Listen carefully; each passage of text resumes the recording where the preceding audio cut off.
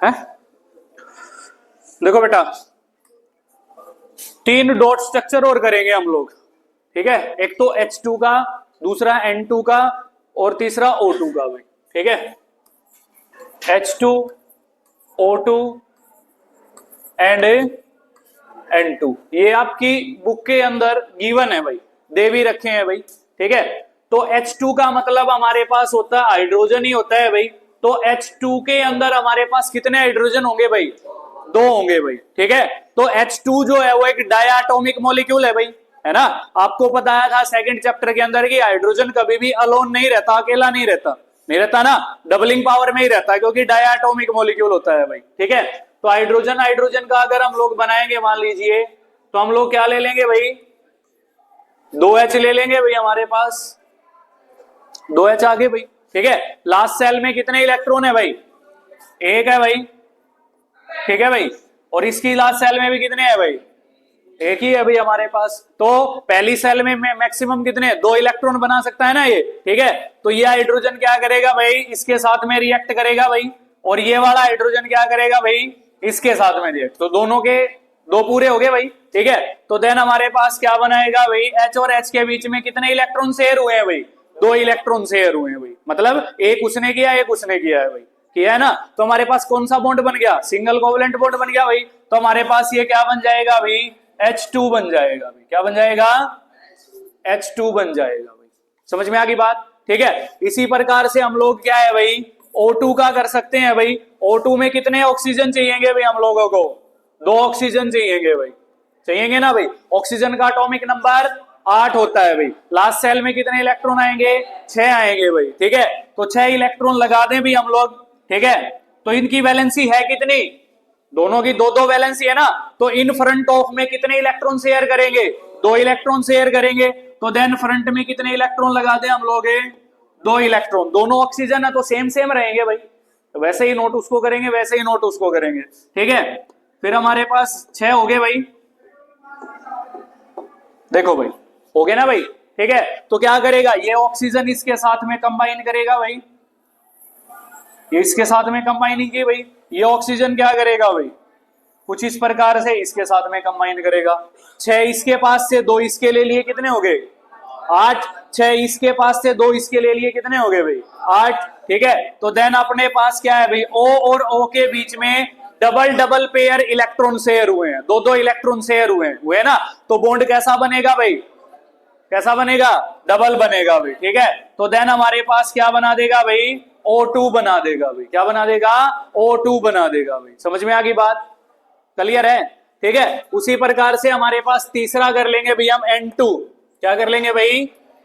N2 करेंगे भाई, ठीक है। N2 का एटॉमिक नंबर नाइट्रोजन का 7 होता है भाई। इलेक्ट्रॉनिक कॉन्फ़िगरेशन 2, 5, ठीक है। वैलेंस इलेक्ट्रॉन कितने हैं? वैलेंस इलेक्ट्रॉन 5 है, और वैलेंसी कितनी है? 3 है भाई। कितनी है? 3 है भाई हमारे पास। समझ में आ गई बात। तो 3 को क्या करेगा? गेन करेगा भाई, लूज तो करेगा नहीं 5 को, ठीक है। तो हमारे पास क्या करेंगे भाई हम लोग? यहां से पता चल रहा है वैलेंसी 3 है, तो कितने कितने इलेक्ट्रॉन शेयर करेंगे? 3। तो बॉन्ड कैसा बनेगा? ट्रिपल बॉन्ड बनेगा भाई। कैसा बॉन्ड बनेगा? ट्रिपल भाई। नाइट्रोजन है भाई हमारे पास, ठीक है। ये नाइट्रोजन है भाई हमारे पास, ठीक है। लास्ट सेल में कितने इलेक्ट्रॉन है? 5 है भाई, ठीक है। तो 5 इलेक्ट्रॉनों में से 3 को शेयर करना पड़ेगा भाई, मजबूरी है, क्योंकि 3 वैलेंसी है भाई, ठीक है। 3 को शेयर करना पड़ेगा भाई, ठीक है, क्योंकि वैलेंसी कितनी है भाई? 3 है भाई हमारे पास, ठीक है।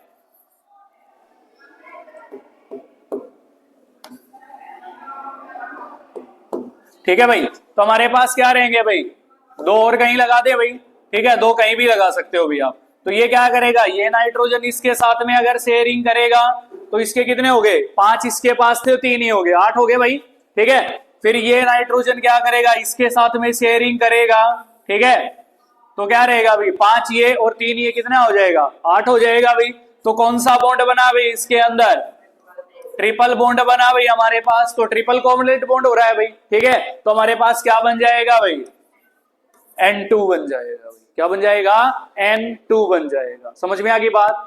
हो जाएंगे डॉट स्ट्रक्चर जितने भी करवाए हैं, उनकी एक बार प्रैक्टिस कर लेना, जो भी समझ में ना आए वो आप लोग पूछ लेना आकर के, ठीक है भाई। देन हमारे पास नेक्स्ट है, क्या है भाई नेक्स्ट है, ये टेबल दे रखी है भाई, ठीक है। कौन सी टेबल है भाई,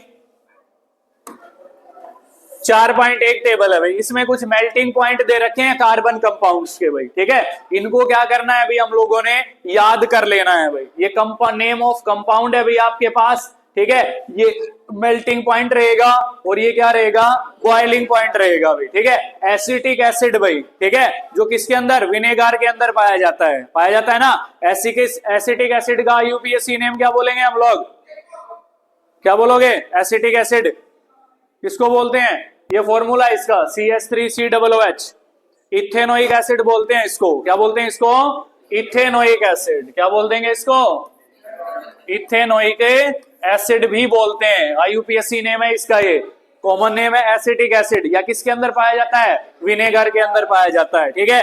इसका मेल्टिंग पॉइंट क्या है, 290 केल्विन होता है भाई, और बॉइलिंग पॉइंट कितना होता है, 391 केल्विन होता है भाई, ठीक है। उसी प्रकार से क्लोरोफॉर्म होती है भाई, CH3Cl। आप लोगों ने देखा होगा किसी सीरियल वगैरह में या किसी मूवी वगैरह में, कई बार रुमाल वगैरह पे कुछ छिड़काव करके और नाकों के आगे लगाया जाता है, तो बेहोश करने की दवाई होती है ये, ठीक है, जिसको क्लोरोफॉर्म बोलते हैं भाई, ठीक है। इसका फॉर्मूला होता है CHCl3 होता है भाई। समझ में आ गई बात, कर लोगे। तो हमारे पास इसका मेल्टिंग पॉइंट 290 केल्विन होता है और बॉइलिंग पॉइंट क्या होता है, 334 केल्विन होता है भाई, 334 होता है भाई, ठीक है। फिर हमारे पास इथेनॉल, इथेनॉल मतलब शराब, दारू जिसको बोलते हो आप लोग। इसका फॉर्मूला CH3CH2OH, या इसका फॉर्मूला आप C2H5OH भी बोल सकते हो भाई। क्या बोल सकते हो, C2H5OH बोल सकते हो भाई। समझ में आ गई बात, जब फंक्शनल ग्रुप करेंगे तब आएंगे ये फॉर्मूले भाई, ठीक है। इसका मेल्टिंग पॉइंट कितना है भाई, 156 केल्विन है भाई, और बॉइलिंग पॉइंट कितना रहेगा भाई, 351 केल्विन रहेगा भाई, ठीक है। फिर हमारे पास मीथेन है भाई, CH4, सबसे सिंपलेस्ट कंपाउंड है ये कार्बन और हाइड्रोजन का, ठीक है। तो हमारे पास जिसको मार्स गैस के नाम से भी जानते हैं भाई हम लोग, ठीक है। इसका मेल्टिंग पॉइंट कितना है भाई, 90 केल्विन है भाई, और इसका कितना बॉइलिंग पॉइंट कितना रहेगा भाई, 111 केल्विन रहेगा भाई, 111 रहेगा भाई, ठीक है भाई। हो जाएगी टेबल। फिर है भाई, देखें एक क्वेश्चन आता है भाई, ये मैं आपको इंट्रोडक्शन में भी बता चुका था कि भाई why carbon attains a noble gas a configuration. Carbon के पास नोबल गैस कॉन्फिगरेशन क्यों होती है भाई, तो इसको पढ़ेंगे। वी नो दैट, हम जानते हैं, reactivity of element is explained as their tendency to attain a completely filled outer shell भाई, ठीक है। ये जो रिएक्टिविटी होती है, कोई भी बंदा रिएक्ट करता है या कोई भी एलिमेंट रिएक्ट करता है, मान लीजिए हम किसी को आवाज देंगे, मान लीजिए उसके नाम से पुकारेंगे भाई, ठीक है, तो बंदा क्या करेगा, रिएक्शन करेगा नहीं करेगा। उसको बोलेंगे तो बोलेगा भाई 2 मिनट में आ, 5 मिनट में आ, अभी आ रहा हूं, क्या काम है, रिएक्शन करेगा नहीं करेगा। उसी प्रकार से अगर एलिमेंट या कंपाउंड किसी के दूसरे के साथ में, किसी एलिमेंट कंपाउंड के साथ रिएक्ट करते हैं, तो वो किसके ऊपर डिपेंड करता है, वो वैलेंसी के ऊपर डिपेंड करता है कि लास्ट सेल में कितने वैलेंस इलेक्ट्रॉन है और ये कितने दूसरे को डोनेट कर सकता है और कितने दूसरे से ले सकता है भाई।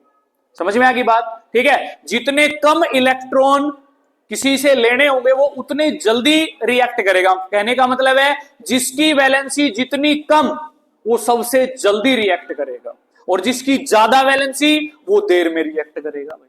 समझ में आ गई बात। जैसे सोडियम है, पोटासियम है, इनकी वैलेंसी कितनी है, एक वैलेंसी है भाई, तो बहुत जल्दी रिएक्ट करते हैं ये।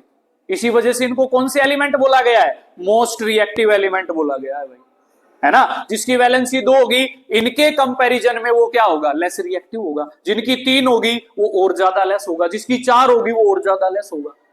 समझ में आ गई बात, क्लियर है, ठीक है। फिर कहता है भाई that is attain noble gas configuration, ठीक है। जो लास्ट सेल में होंगे उसके हिसाब से क्या करता है भाई, नोबल गैस कॉन्फिगरेशन अटेन करता है भाई, ठीक है। तो कहता है element forming ionic compound achieve this by either gaining और losing electron from the outermost shell. मतलब अगर मान लीजिए क्या करता है कि इलेक्ट्रॉन की शेयरिंग करते वक्त, चाहे वो लूज करे चाहे वो गेन करे, उस दौरान क्या करता है, कोई ना कोई चार्ज बनाएगा। अगर चार्ज बनाता है, पॉजिटिव चार्ज आयन बनाता है, नेगेटिव चार्ज आयन बनाता है, तो वो कंपाउंड कौन से होंगे भाई, आयोनिक कंपाउंड होंगे भाई।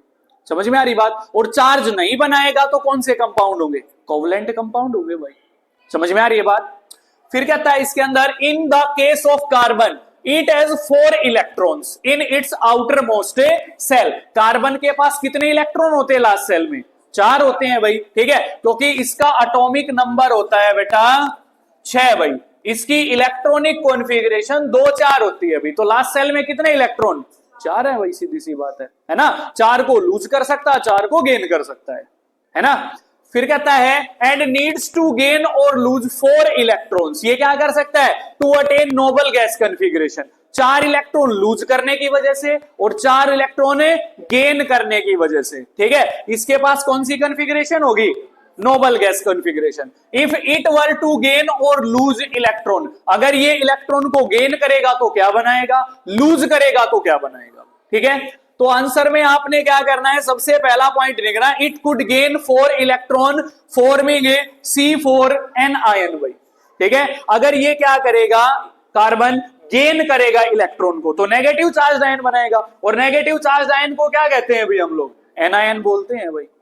क्लियर है भाई, समझ में आ गई बात, ठीक है। फिर हमारे पास क्या करता है, अगर ये मान लीजिए क्या करेगा, लूज कर देगा भाई इलेक्ट्रॉन को, तो कैसे आयन बनाएगा भाई, कैटायन बनाएगा भी, प्लस के आयन बनाएगा भी। लेकिन एक चीज ध्यान रखनी है कि चारों को एक साथ ना तो कभी लूज करेगा और ना ही गेन करेगा, एक एक करके ही लूज करेगा, क्योंकि इसके पास एक ऐसी कॉन्फ़िगरेशन है जिसके जरिए से 4 अनदर एटम के साथ में ये क्या कर सकता है, रिएक्ट कर सकता है भाई। इसको टेट्रावैलेंसी बोलते हैं भाई, बोलते हैं ना।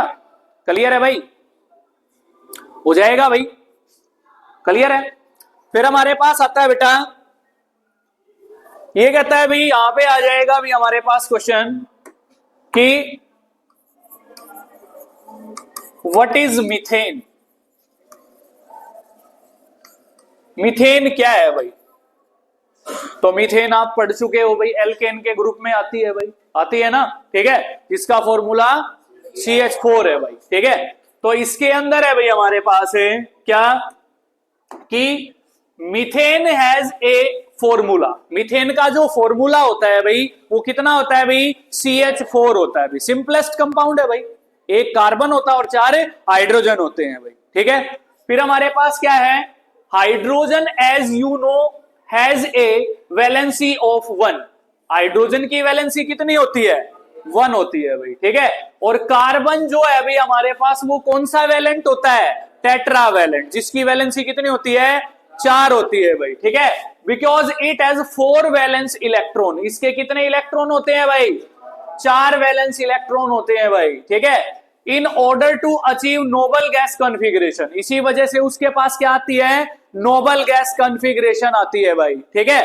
तो कहता है carbon share these electrons with 4 atoms of hydrogen as shown in the figure, ठीक है। जो भी इसका डायग्राम है भाई हमारे पास, ठीक है, उसके अंदर अगर हम लोग इसका डायग्राम बनाएंगे मान लीजिए, ठीक है, तो उसके अंदर आप देखेंगे कि 4 इलेक्ट्रॉन को क्या करेगा भाई, शेयर करेगा भाई। जैसे फॉर एग्जांपल क्या होगा भाई हमारे पास, ये हमारे पास है भाई मीथेन है भाई, कार्बन 1 होगा भाई, ठीक है। लास्ट सेल में इलेक्ट्रॉन कितने मिलेंगे भाई, 4 मिलेंगे भाई। हाइड्रोजन कितने हैं भाई हमारे पास, 4 होंगे भाई,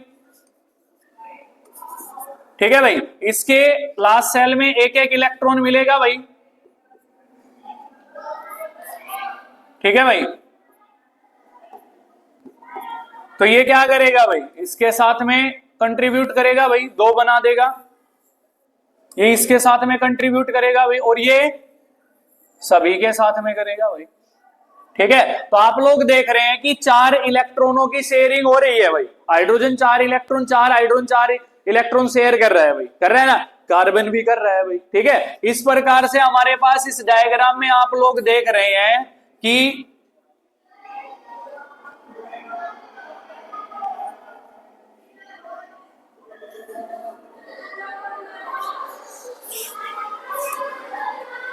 इस डायग्राम में आप लोग क्या देख रहे हैं भाई, कि यहाँ पे हमारे पास क्या है, हाइड्रोजन, हाइड्रोजन के साथ में क्या बना रहा है भाई, सिंगल बॉन्ड बना रहा है भाई, बना रहा है नहीं बना रहा है, ठीक है, और इलेक्ट्रॉन शेयरिंग के साथ में बना रहा है भाई, ठीक है। तो इलेक्ट्रॉन शेयर करते हैं एक एटम से दूसरे एटम के बीच में, तो कौन से बॉन्ड बनेंगे भाई, कोवलेंट बॉन्ड बनेगा, सीधी सी बात है, ठीक है भाई, हो जाएगा।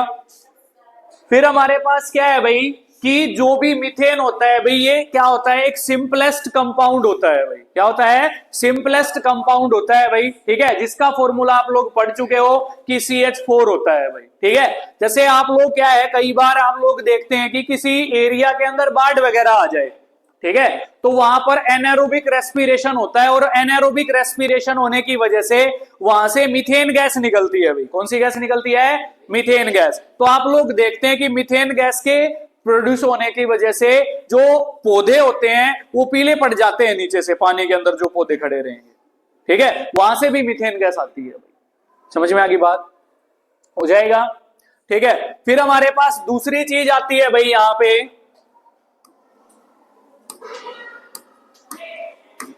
ये आता है भाई कोवलेंट कंपाउंड क्या होते हैं भाई, ठीक है भाई। तो ये कहता है सच बॉन्ड्स, इसमें लिख भी देंगे भाई हम लोग,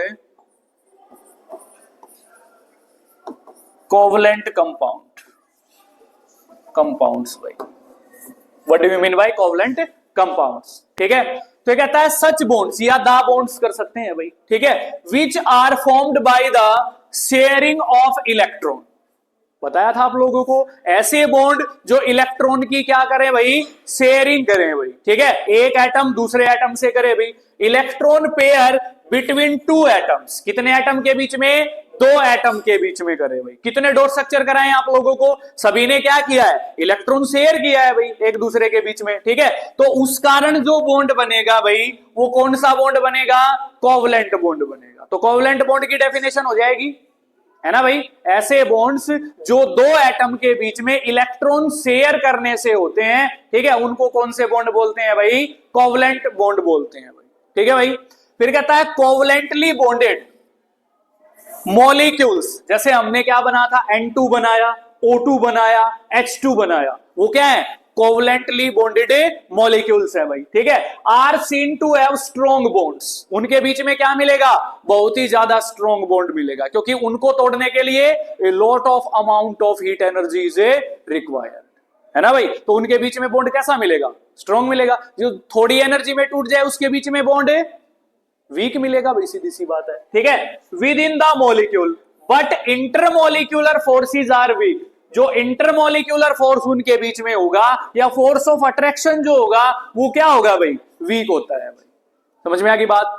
फिर कहता है this give rise to the low melting and boiling points of these compounds, इन कंपाउंड को क्या देता है भाई, low melting and boiling point देता है भाई, ठीक है। तो यहां से क्वेश्चन अराइज होगा भाई, कार्बन और जो उसके यौगिक होते हैं, ठीक है, उसका लो मेल्टिंग और बॉइलिंग पॉइंट क्यों होता है भाई, why carbon and its compound have low melting and boiling points भाई, ठीक है। तो हम लोग क्या लिख सकते हैं, इसके अंदर आंसर लिख सकते हैं भाई, क्या लिखेंगे, because they have a weak intermolecular force between their molecules, that is why they have a low melting and a boiling points, is that clear। फिर है भाई हमारे पास ये कहता है कि thus electron are shared between atoms and no charge particle are formed, बताया था आप लोगों को कल मैंने, इलेक्ट्रॉन शेयर करेंगे एक दूसरे के बीच में दो एटम, लेकिन किसी प्रकार का कोई चार्ज पार्टिकल फॉर्म्ड नहीं होगा, ना पॉजिटिव चार्ज बनेगा जिसको कैटायन बोलते हैं, ना नेगेटिव चार्ज बनेगा जिसको एनायन बोलते हैं, ठीक है। तो इसी वजह से such covalent compounds are generally poor conductor of electricity. तो एक क्वेश्चन बनेगा यहां से, क्या बन जाएगा कि why covalent compounds are poor conductor of electricity. तो आप आंसर कहां से कर देंगे, बिकॉज लगा करके द इलेक्ट्रॉन से आंसर स्टार्ट कर देंगे, ठीक है। Because the electron are shared between atoms and no charge particle are formed, ठीक है, कोई चार्ज पार्टिकल नहीं बनेगा। इसी वजह से जो कोवलेंट कंपाउंड होंगे वो इलेक्ट्रिसिटी के क्या मिलेंगे भाई आप लोगों को, पुअर कंडक्टर मिलेंगे भाई। समझ में आ गई बात। इनका एग्जाम्पल अगर आप लोग लिखना चाहते हैं, कोवलेंट कंपाउंड में कोई एग्जाम्पल देना चाहे मान लीजिए, ठीक है, तो आप लोग दे दें भाई। आपके पास क्या हो जाएगा भाई, ये हो जाएगा भाई CH4 लिख सकते हैं भाई आप इसके अंदर भाई, C2H6 लिख सकते हैं भाई आप लोग, ठीक है, C3H8 लिख सकते हैं भाई, एटसेट्रा, और भी बहुत सारे हैं भाई। या हमने जो बनवाए भाई, ठीक है, क्या बनवाया, N2 बनवाया, H2 बनवाया, O2 बनाया भाई, CO2 बनाया भाई। ये कोवलेंट कंपाउंड के अंदर एग्जांपल, एक का डॉट स्ट्रक्चर बना देना भाई उसके अंदर। समझ रहे हो बात को।